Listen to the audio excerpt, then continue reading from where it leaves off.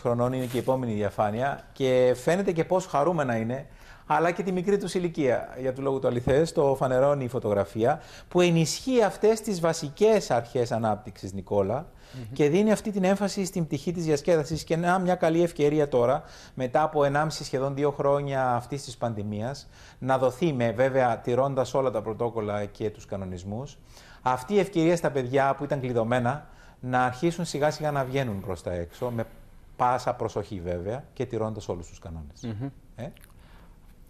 Σίγουρα είναι κάτι το οποίο χρειάζονται τα παιδιά. Κάτι η επαφή που είχαμε και με τους γονείς όλο αυτόν τον καιρό είναι ότι τα παιδιά τρελάθηκαν στο σπίτι, δεν μπορούν άλλο.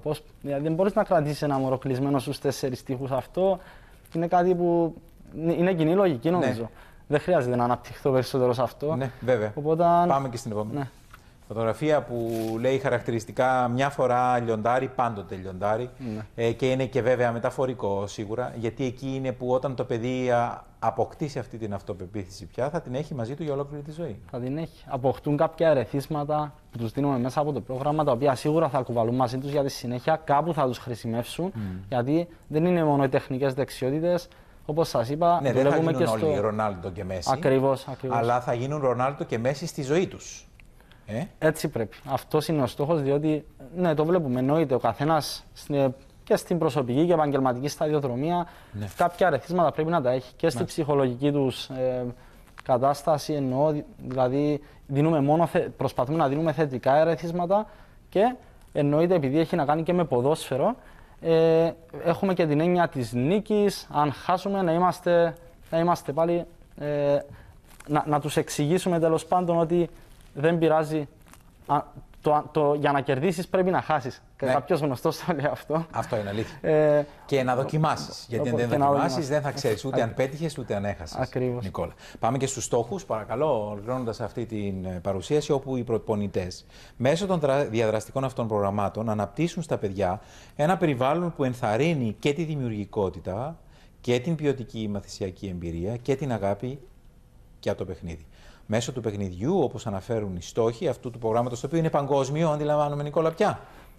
Είναι ένα παγκόσμιο πρόγραμμα. Αυτό το πρόγραμμα πλέον χρησιμοποιείται παντού. Ναι, αυτός ο τρόπος προσέγγισης, ειδικά για η προσχολική ηλικία, είναι πλέον παντού. Μάλιστα. Ανάπτυξη ικανοτήτων, όπως αναφέρεται στη διαφάνεια, των παιδιών να αλληλεπιδράσουν με το περιβάλλον γύρω τους, αλλά και με τα άλλα παιδιά, μαζεύοντας εμπειρίες που είναι απαραίτητες για το σκοπό αυτό. Και με το πέρας κάθε συνάντηση στοχεύουμε τα παιδιά να αποκομίζουν μόνο θετικά ερεθίσματα και ανάπτυξη όσον αφορά τεχνικές δραστηριότητες, αυτοπεποίθηση, προσέξτε, είναι και το πιο σημαντικό, ομαδική δουλειά, ισορροπία, ευελιξία, συντονισμό, αριθμητική μάθηση, κοινωνική ανάπτυξη και διανοητική ανάπτυξη, που είμαι σίγουρος ότι κερδίζετε κι εσείς μαζί τους πάρα πολλά.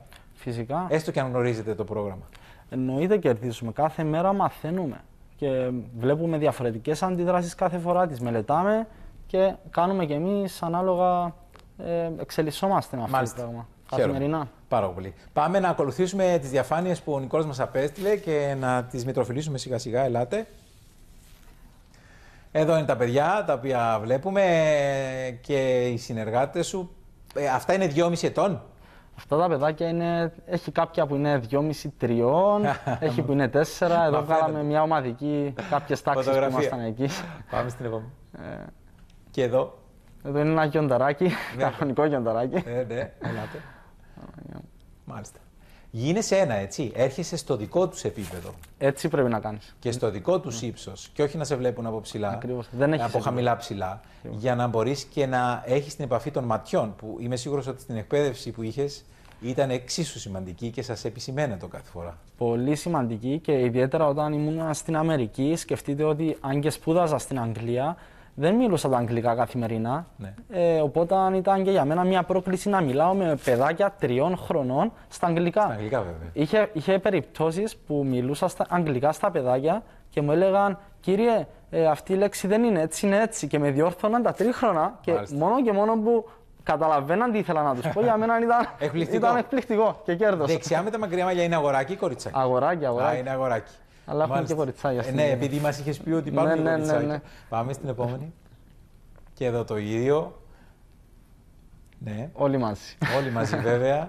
Και η ατομική προσπάθεια και βλέπεις και πόσο το σώμα ανταποκρίνεται ή αντιδρά, κατακτώντας κάθε φορά ένα βήμα παραπάνω. Ναι. Ακόμα και με την μπάλα. Με τον μήνα βλέπεις εξέλιξη σε αυτές τις ηλικίες. Βοηθάει εννοείται και το ότι μεγαλώνουν μήνα με τον μήνα πολύ γρήγορα αυτά τα παιδιά, αλλά εννοείται μέσα από το πρόγραμμα εξελίσσουμε ακόμα περισσότερο αυτές τις δεξιότητες. Ναι. Έλα, παρακαλώ, καλή συνάδελφοι. Μάλιστα. Εσύ πίσω βέβαια και με τους συνεργάτες πάντοτε βλέποντας, επιτηρώντας, προσέχοντας, αυτές οι φωτογραφίες έχουν πάρθει πότε? Αυτές είναι από πέρσι τον Δεκέμβρη. Μάλιστα. Έχουμε άλλες που είναι πιο πρόσφατες, από προηγούμενη εβδομάδα ακόμα. Ναι. Γιατί ξεκινήσαμε την προηγούμενη εβδομάδα. Μάλιστα. Ξανά τις προπονήσεις μας. Και η χαρά και η συμμετοχή που πραγματικά σας ανταμείβει στο τέλος της ημέρας. Είναι τεράστια η χαρά που παίρνουμε και όπως είπα και πριν, είναι η δύναμη αυτό που μας δίνει η δύναμη να συνεχίζουμε καθημερινά να δουλεύουμε με αυτά τα παιδάκια. Μάλιστα.